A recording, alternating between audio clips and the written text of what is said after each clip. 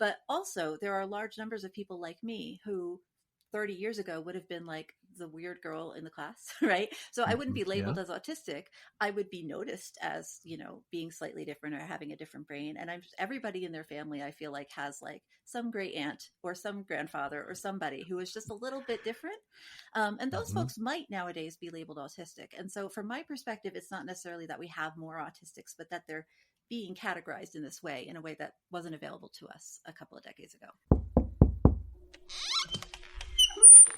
Hey, thanks for coming. Welcome to the Love Shack.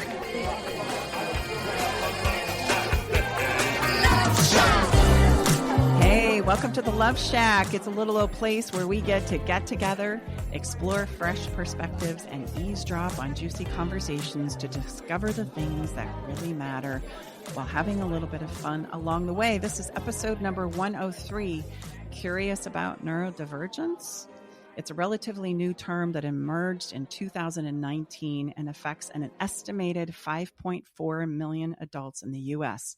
That equates to about 2.2% of the U.S. population. So what does it mean? Well, I'm going to give you a little meaning right here. It means neurodiversity.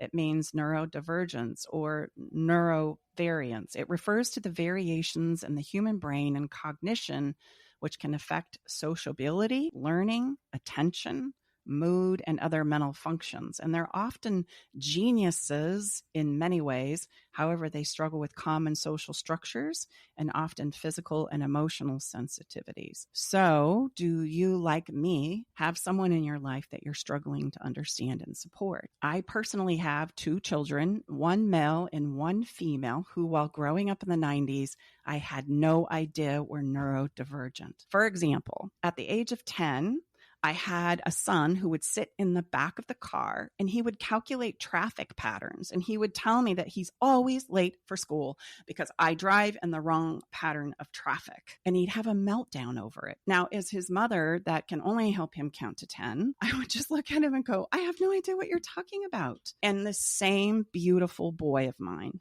would also say, Mom, there's a social language I don't understand. I feel like people know how to talk about things that I don't understand. I don't get it. And what he was referring to was the body language, the social cues. He was missing them, and he knew he was missing them, but he didn't understand what it meant.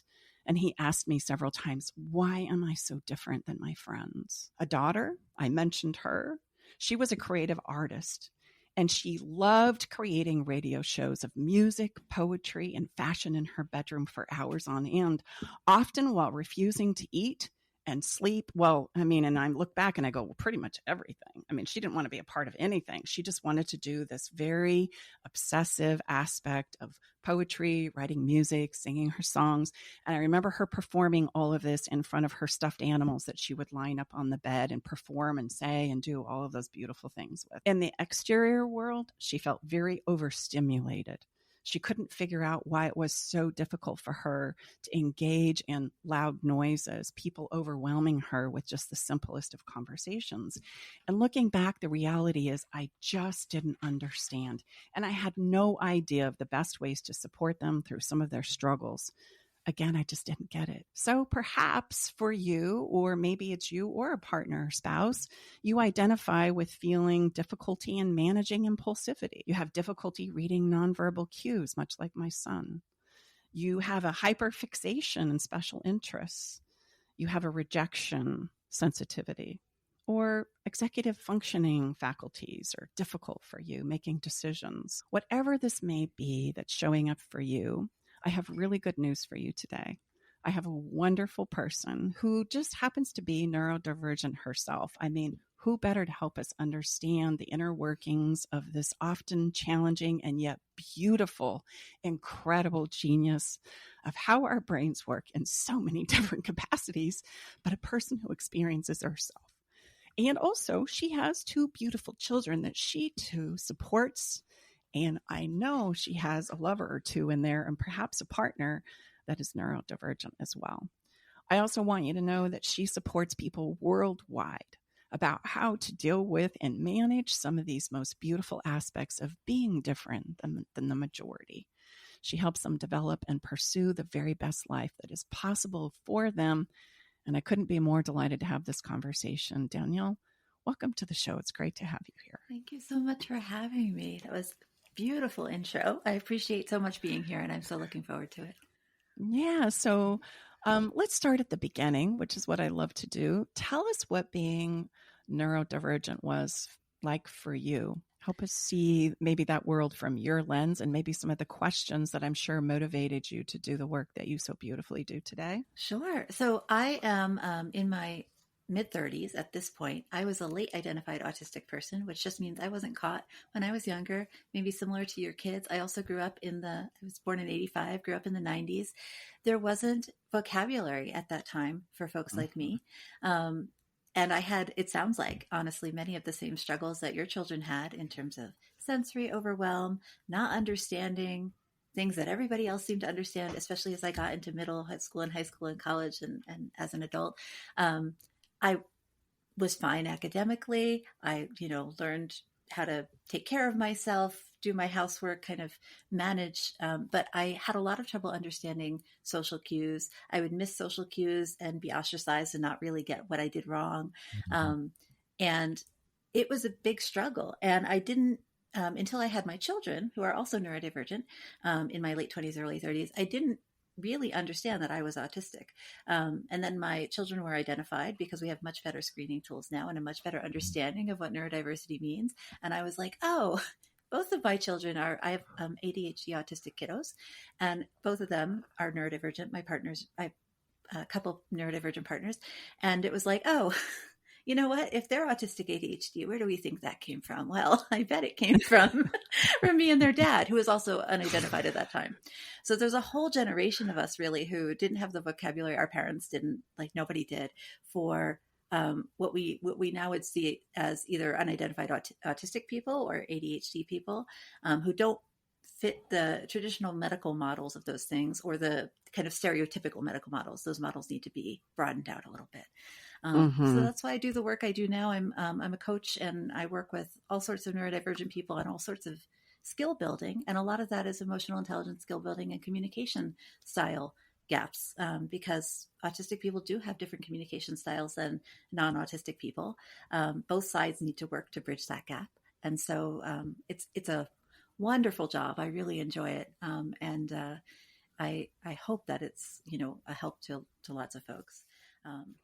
We have a lot of and I think it's really important to highlight that neurodivergent people are brilliant, absolutely brilliant. And so many of the creative opportunities that thinking out of the box bring into the world that we so desperately need come from neurodivergent. So why don't, for some of us that aren't quite as scientifically driven as these two wonderful ladies that I'm with. All right. Good to be here, ladies and gentlemen. This is my first opportunity to get a word in. I'm Tom.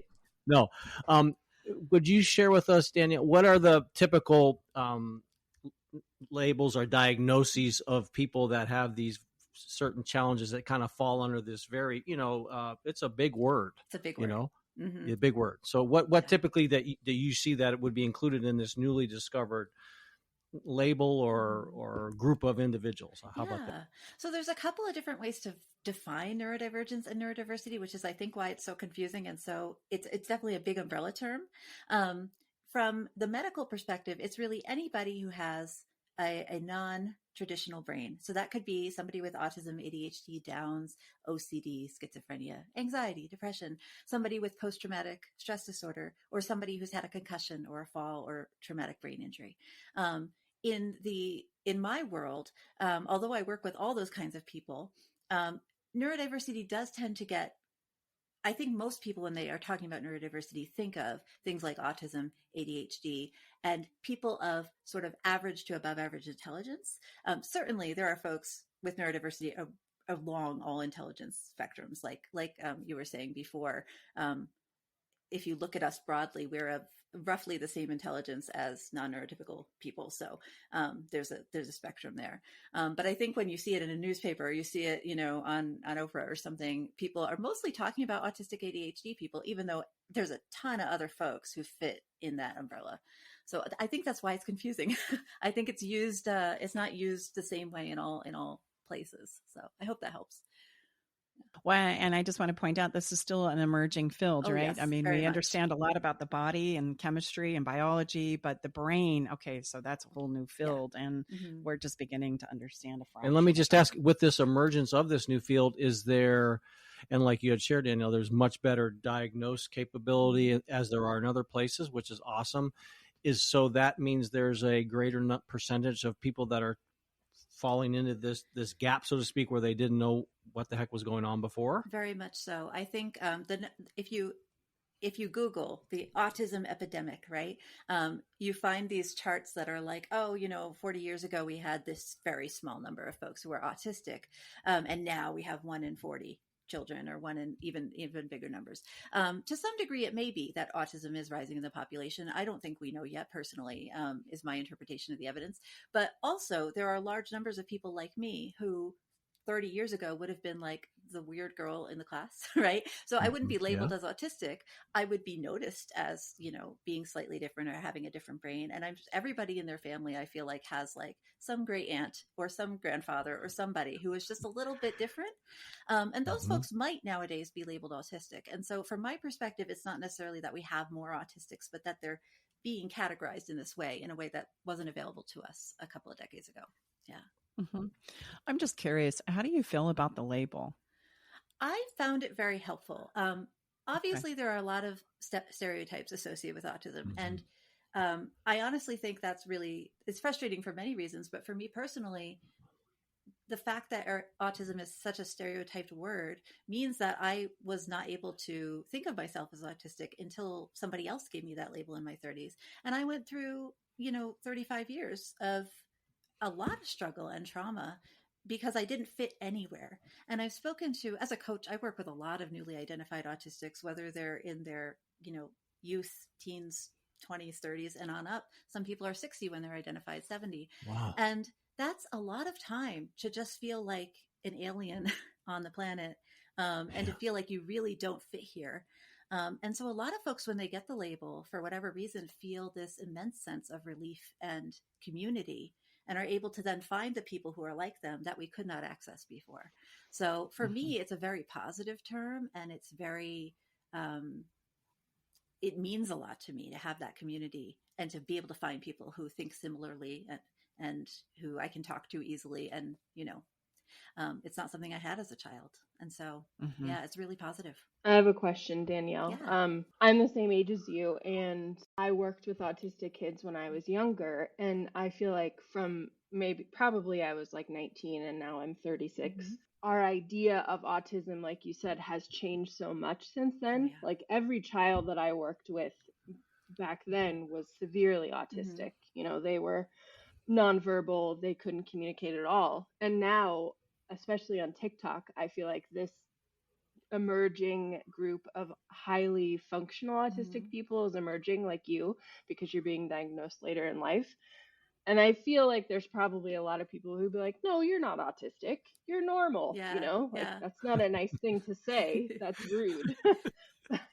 To both groups of people, that's a rude thing to say. But how do we grapple with that? How do you explain to people, no, I am autistic, and autistic can present in many ways? I feel like that's kind of the next thing that we need to broach as a society, that autistic people can act all different ways, and you can't necessarily identify them just by looking at them.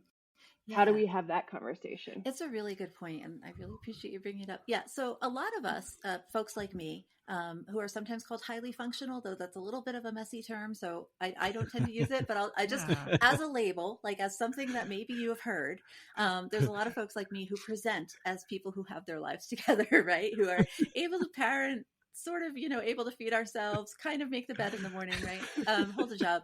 And then there's a lot of folks who have much more, need a lot more support in their day-to-day life, right? I think that, well, first of all, a lot of the folks who are coming from that, sort of dismissive, oh, you can't be autistic sort of feeling, I honestly think just aren't well educated about what autism is. And so they're functioning off of the Rain Man stereotype, which covers a very tiny, maybe 1% of autistics. And one of my favorite bits of trivia is that the character that Rain Man was portrayed after, Kim Peek, was a savant but was not autistic. And so Rain Man is our I think our American stereotype of an autistic person, and is not actually modeled off an autistic person, which is how far apart the stereotype can be from like us as actually living people. So a lot of folks just don't understand what autism is. And so we do hit into this dismissal a lot. And as an autistic person, it's really frustrating. But it's also, I think, coming from this fear of disability, fear of people being different from you. And when you think of it that way, you start to feel like more bad for the person that, and from my perspective, wanting to educate when they're open to it around what autism really means and how huge the spectrum is of kinds of people who can be autistic. And also autism can be something that is part of you along with other co-occurring traits or illnesses or conditions, right? And so we're a very complex group. So you had mentioned something about both parties, right? Mm-hmm. Those who have different brains and those who we say have similar brain function. Which is kind of funny when you say that, because none of us have it. Yeah. There's no such thing as a normal brain. Yeah. I was going to say, we're all kind of on a spectrum, aren't we? Yeah. I mean, about how, and that's what makes our personalities for sure.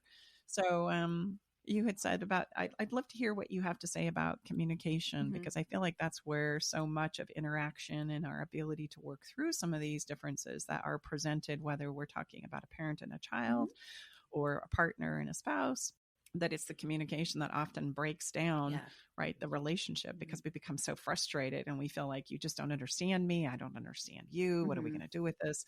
And so in the very beginning of sharing your story, you had mentioned that you help people with the communication aspect of it. Can you give us kind of a little sampling and maybe teach us some things that you have found to be very, very helpful in working with others? Sure. So I just kind of want to start by saying, like you said, every brain is different. And so different folks come in with different needs. But in a general sense, especially with autistic folks, and again, I every time I say something like this, I get one autistic commenter who's like, that's not me. And it's like, that's awesome. It doesn't have to be you, but this is just a general, like some autistic folks struggle with. A lot of us don't read faces particularly well. And so the emotions that you're displaying with, your mouth, your eyes, if we're really paying attention, we might notice them, but usually we're focused more on your words. That's a broad statement. But so if you say something, we're going to take that more or less literally.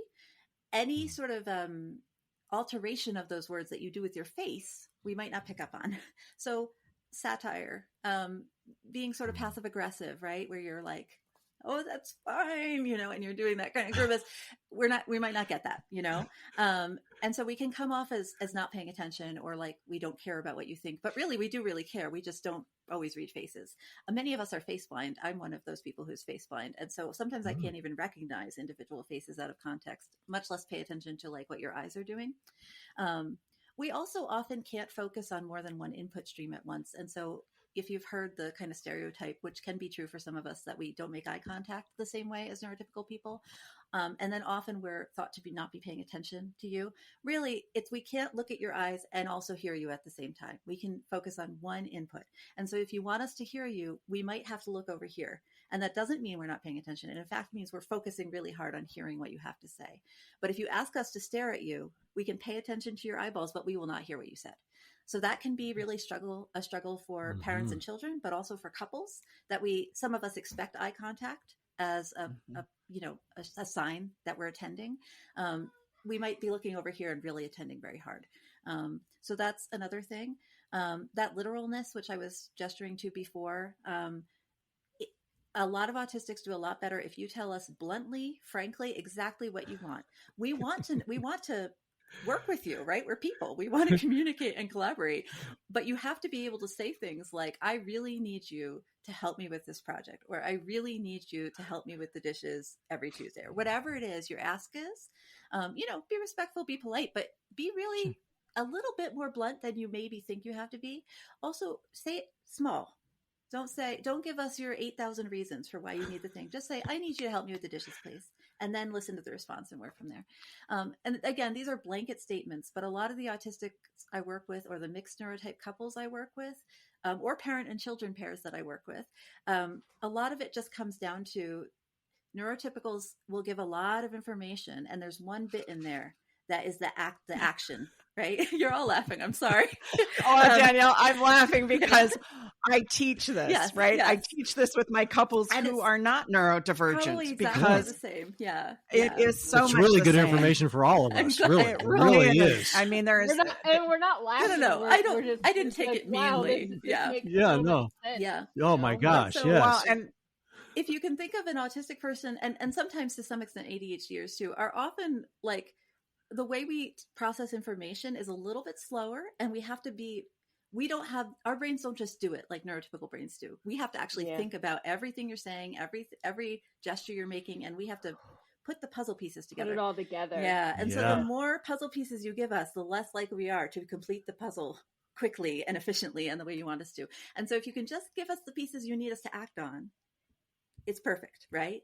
And you're completely right. This is true regardless of neurotype in a lot of cases, but I would argue that autistic ADHD folks, especially, and some of the other neurotypes that fall under the neurodiversity umbrella, really need that succinct, direct, kind, but clear communication. And it needs to be spoken or written. You can't rely on your gestures and what your face is doing. We won't pick that up. A lot of us, even folks who are good at it in other ways, under stress, will stop being able to pick it up. So sure. I said a lot there. What questions do you have? I think you did a fantastic job. Okay. I want to ask you the question. Do you feel like emotionally it takes a lot more effort and energy for someone who's neurodivergent to process and put all those puzzle pieces together? Yeah. Like that just sounds exhausting, right? It is exhausting. Yeah. I think a lot of us have what I would sort of broadly label like a sensory overwhelm or sensory processing delay, where we can take the same information and put together the same pieces as you can, but it takes us longer. The other thing that is very common, and especially late identified autistic people, but even in autistic children, is to have our emotions be relatively divorced from our cognitive processes, because a lot of us are really pulling it all together all day and struggling to mask and struggling to present like we're neurotypical so that we don't get ostracized, so that we can do okay at work or at school, or even in the relationship, unfortunately, sometimes in the family setting. And what that can do over time is make us really unaware of what we're feeling. And so you end up with these adult autistics who are relatively traumatized and also not able to label identify basic emotions, like knowing if they feel happy or sad, or knowing if they're scared or not.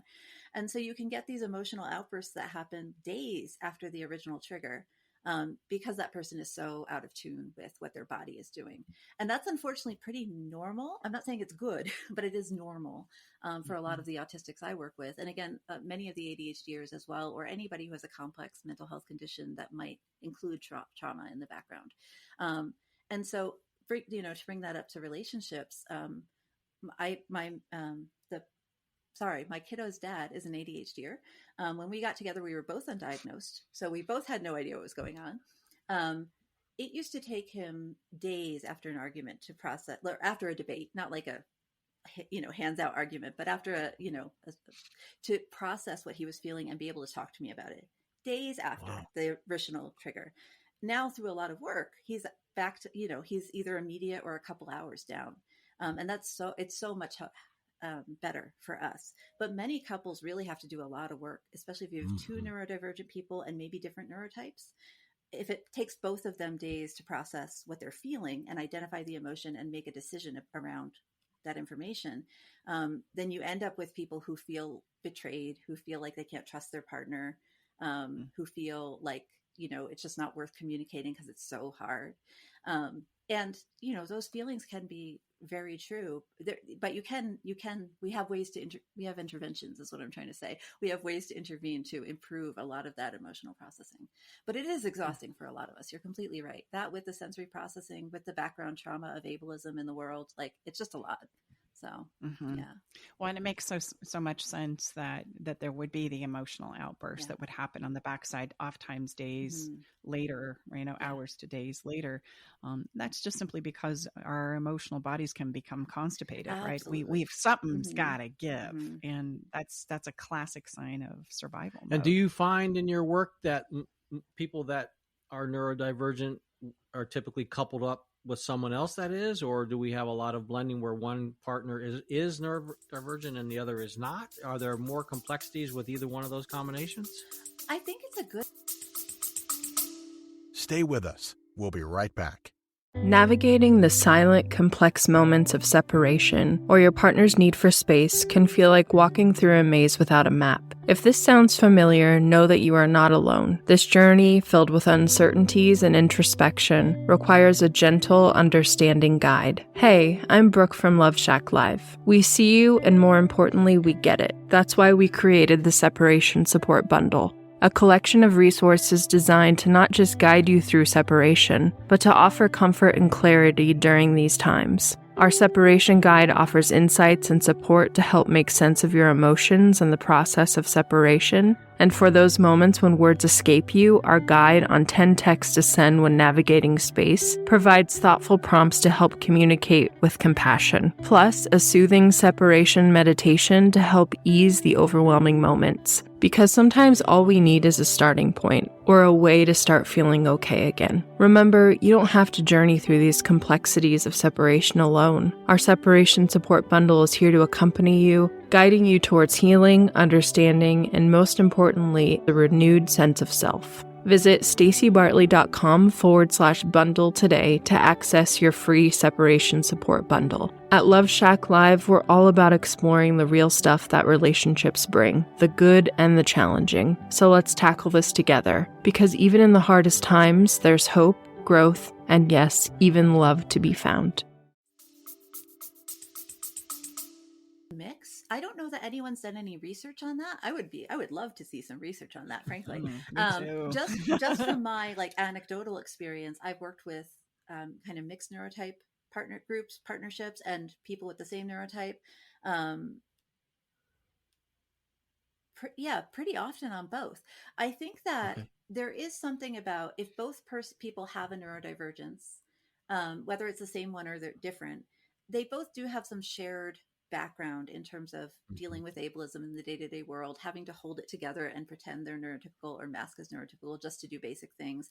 And so there can be some common ground and a little bit more empathy in that relationship sometimes, just because they have similar experiences, but not always. It can vary widely. ADHD, for example, is much more acceptable in general society than autism is still nowadays. You can make lots of judgment. ADHD men are especially more accepted than ADHD women. There's lots of variations. But I think there is more challenge broadly for a neurotypical and a non-neurotypical person, just because the neurotypical, despite best efforts and true love, really may not understand what the neurodivergent person is going through. And especially, if they're open to education and they're open to learning, that partnership has a lot more likelihood of success. But unfortunately, a lot of neurotypical people are just not very familiar with what neurodivergence looks like. And they think that traits that their partner is displaying are purposeful or neglectful or being a bad partner, right? As opposed to some symptom of not being supported as a neurodivergent person. So it can be really complicated and really hard. Yeah. I think that's one of the reasons why I don't like labels. It's because once we slap a label of you're this, whether that's codependent or attachment disordered or narcissist, it's our society's favorite one right now. Is it makes it so much easier to demonize my partner now. You're not my partner, the person that I love and that I adore, and we're going through some challenges. You're this label now. And I can't see through that. And I see that in my practice as well. I've had the opportunity of working with a handful of neurodivergent partners where one would be typical and one would not be. And I've seen that play out just as you have described, right? I just don't understand why you do it. And I'm starting to make up a lot of reasons as to why you're doing what you're doing. Yeah. And it's always because you just want to get me. You want to thwart me. You want to undermine me. You don't care what I have to say. I would say I hear a lot of similarities in what Danielle just shared so eloquently and accurately with, our younger brother, my younger brother, excuse me, struggles with mental health, and he's a real advocate. And so when you have a partner that struggles with mental health and a partner that doesn't, same kind of thing. For all of us in whatever situation in life, it's very hard. And let's just be honest, it takes a lot of growth on our side to step in objectively and really try to step in and understand what our partner is experiencing when we have no idea. Absolutely. Well, I was just going to say also for the neurodivergent people who experience a lot of trauma, either because they're not diagnosed or because, like you said, they have gone so long with not understanding their feelings, I could see where a neurotypical partner could confuse that with narcissism, and think, oh, my partner is so narcissistic because they don't care about my feelings and they don't understand me, when really it's the opposite. You're not understanding your partner who is neurodivergent, and that just piles on the trauma on the neurodivergent person because they're being accused of something they're not, and they also don't know what they are, and that's a huge mess. But I bet that happens often. Yeah, I think you're probably right, and it is really complicated and it's hard to dig out from. And I try in my practice to really focus on what are the traits that you're seeing, what are the behaviors you're seeing, and what is causing those, and how can we help you reduce them, solve them, whatever we're trying to do, right? As opposed to, and also, I'm not a therapist or so I'm not going to label people with a diagnosis. Sure. In terms of labeling in the sense of the neurodivergence, I do find it helpful personally for me because it again gave me that community. Sure. But I also think we really have to remember that in any kind of label, there is a huge spectrum of folks that fall under that. And in neurodiversity specifically, the research shows us that most people with one neurodivergence also fall under other neurodivergent categories. So most people with autism are ADHD. A lot of ADHDers are autistic. Most people with OCD are also, so there's these crossovers, and all of those things manifest differently for each individual person and what's going on. And so you really have to be person-centered, I think, and look at what they're experiencing and what their partners are experiencing and kind of work from there, So what are some, could you tell us, if you could, respectfully, of course, share some stories of some clients or maybe even some of your personal experiences about how you've navigated through some of these things that we're describing that can show up. And I think that's going to lead us to some wonderful super tips that you can leave us if by chance we are finding ourselves having to navigate some of these things that we've described. Yeah. I think I'm trying to think. I personally, wasn't identified until I was in my 30s. I'd already had several relationships by the time I was in my 30s.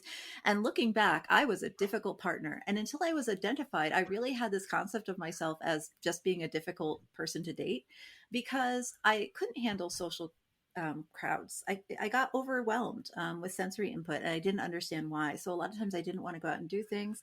I got anxious last minute and canceled, either on dates or on plans that we had planned together.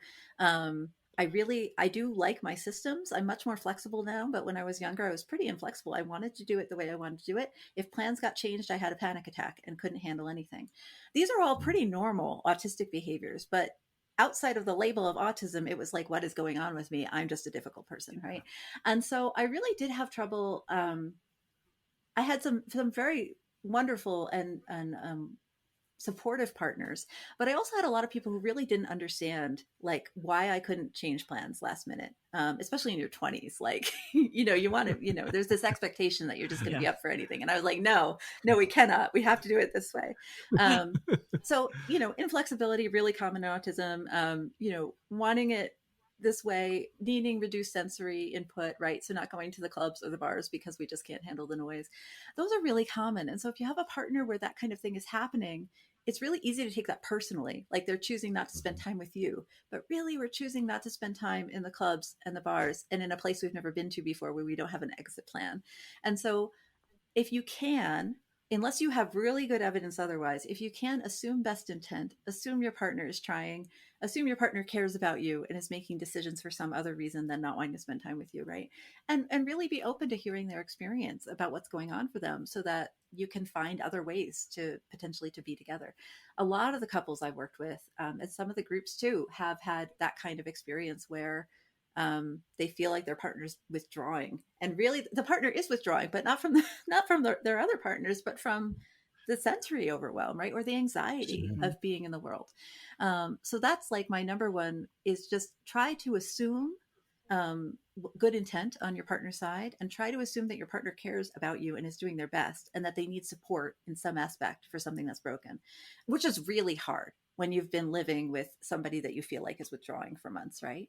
But unless you have evidence that it actually is like a trust problem or something greater than that, looking for things like sensory overwhelm and anxiety and what's causing the anxiety can really help a lot.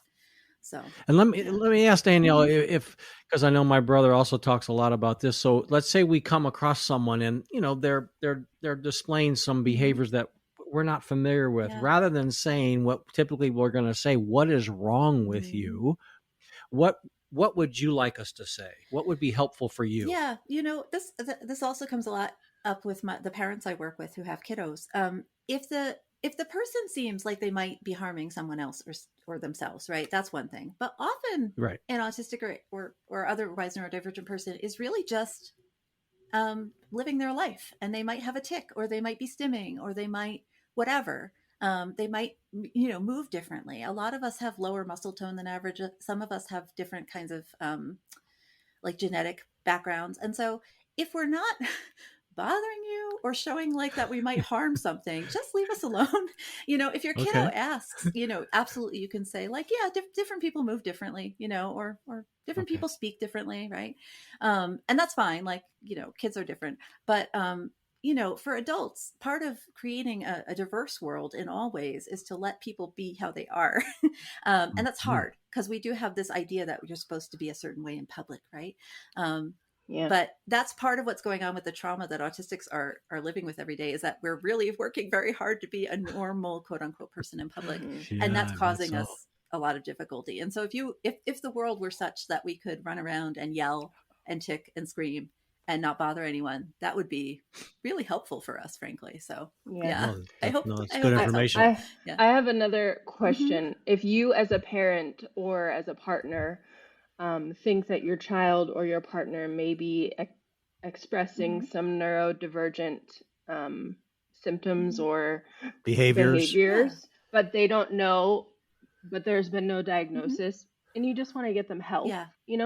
I feel like that's probably a delicate situation, especially partner to partner. Do you have any tips for that? Yeah, I actually I have a blog post on my blog about how to talk to your partner about ADHD, which is a very common one that comes up.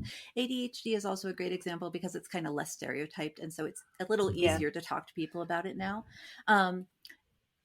Honestly, it's like if they're just displaying traits, but they're happy, they're fine, you're fine as their partner, they might not need a diagnosis. It's the diagnosis, in my perspective as a coach, and again, not as a medical professional, is really meant to be a support, to reduce barriers to support, right? So if they need support and there are barriers, the diagnosis might help. If they're kind of fine and they're just ADHD, then they may not need the diagnosis to have a good life. With things like autism, OCD, some of the other ones is a little bit more complicated because there are certainly the diagnosis can reduce barriers to support. The diagnosis can also reduce access in the future to folks with autism, ADHD. So autistic people sometimes can't adopt children, sometimes can't, move to another country, so there's a lot of, due to the stereotypes around those kinds of behaviors. Schizophrenia is another one, right? Where we have a lot of stereotypes around schizophrenia. And so there's things that schizophrenics can't do once they're diagnosed. And so for me, it really comes down to the family, the cost benefit of analysis of getting the label of autistic, which might be a limitation in the future, but might also open a lot of doors. And so I just want to say self-diagnosis is in many ways highly valid. Like it's not better certainly than a professional diagnosis. But if you're someone who can do your research and talk to your therapist about it, whether they give you the professional assessment, diagnosis, eval or not, sometimes just having I might have some autistic traits. And so these are some interventions that I, have tried, can be pretty low risk and can really support you or your kiddo. But obviously do get professional support if you need it. Like I'm not saying don't go get a diagnosis, but just, think about it, be careful. And I do have resources on my website for talking thinking about whether you want a diagnosis for autism and talking to partners about ADHD specifically. And please share. What is your website? We'll link that in the show notes. Okay. Thank you. We'll link that. Beautiful. Okay. Yeah. And I don't know the website. Maybe you do, Danielle. There is a place where you can go and self-diagnose, where they have a little bit of a self-assessment quiz. Yes.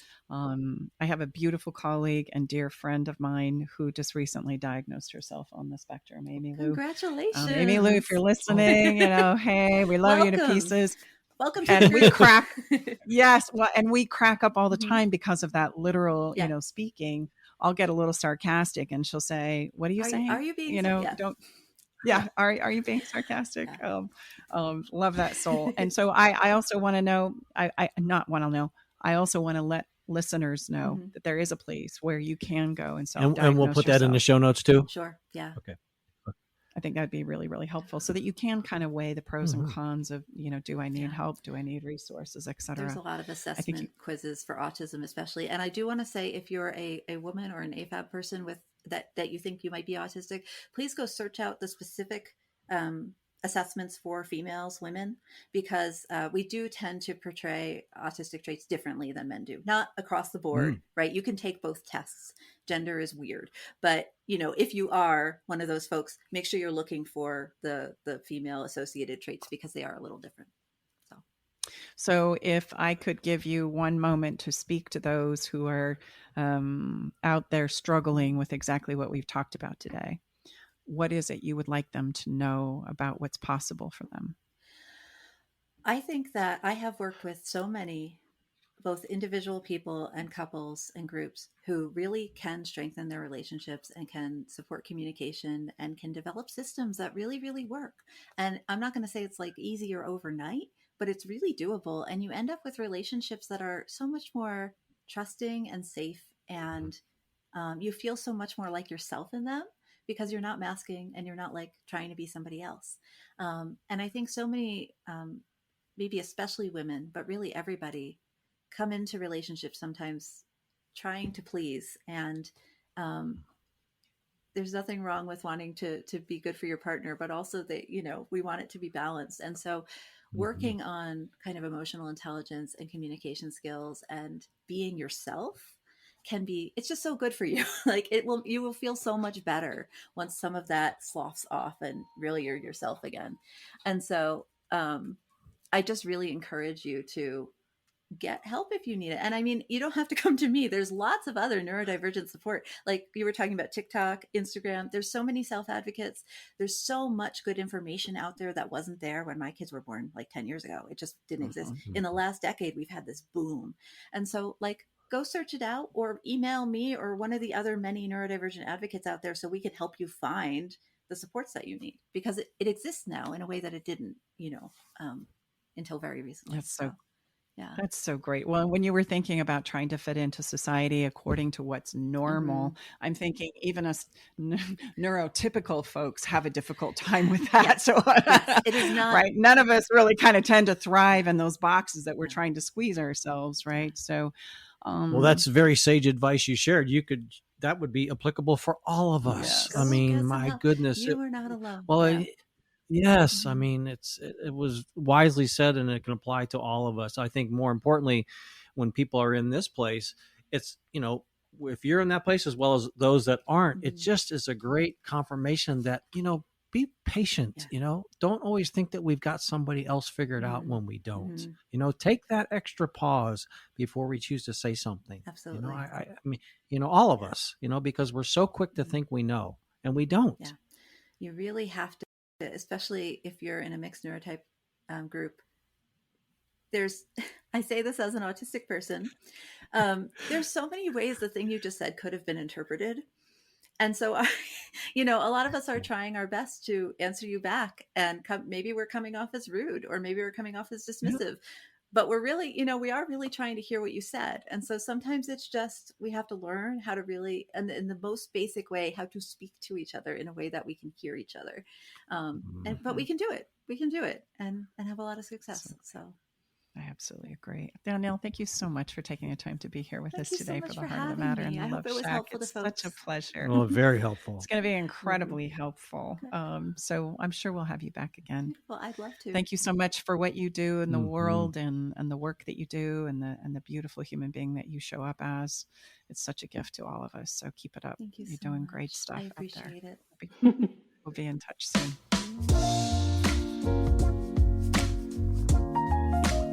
So we are going to take a little bit of a turn and we're going to talk about our follow the fun, because our relationships need to have fun as a part of them, even though we might be working through some challenging messes or situations and circumstances. Because, gosh, if we wait until those all pass, we're never going to have a moment to enjoy our lives or to take the pause that we need to connect to the people that we love and that we adore in our lives. And I guess that's really what I wanted to highlight as the follow the fun moment today, in honor of a niece of mine who recently passed away with ALS.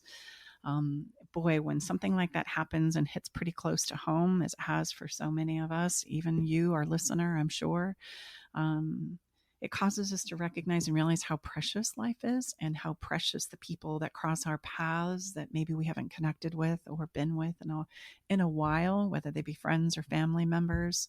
We can forget that, we wanted to connect with them, that we miss them. So today I just want to invite you to take a moment out of your day to reach out to somebody that maybe it's been a while since you've connected with. And simply say hello and tell them what you've been thinking about, that they've been on your mind. I'm sure you have somebody that's coming to your mind right now.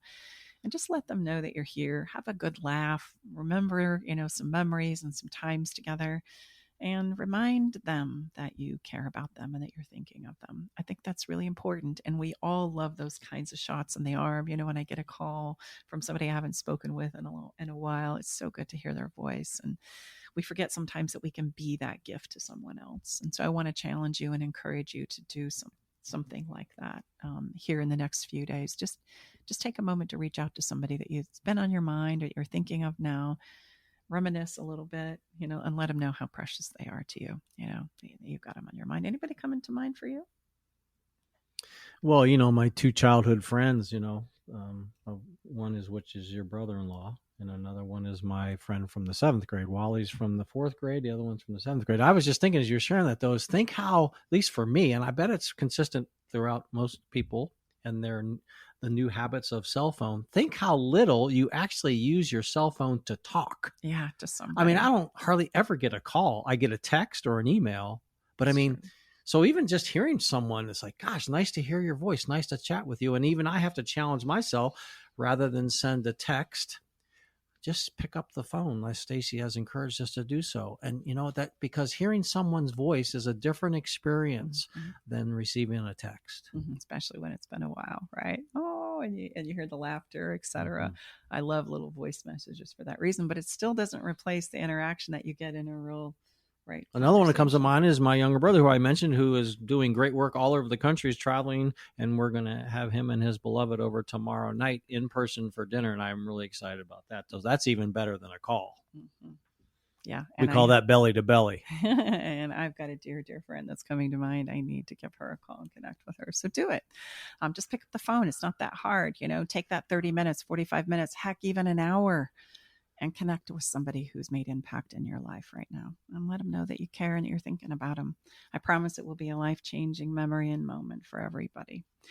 And as we turn the corner to wrap up our episode today, gosh, that was a great conversation. I sure enjoyed having her. I knew she was going to be spectacular. My mind is just very much. There's so much application in all of our lives. I mean, to have someone so skilled like Danielle, and we can apply everything that she shared in all of our relationships. They just make us all become better.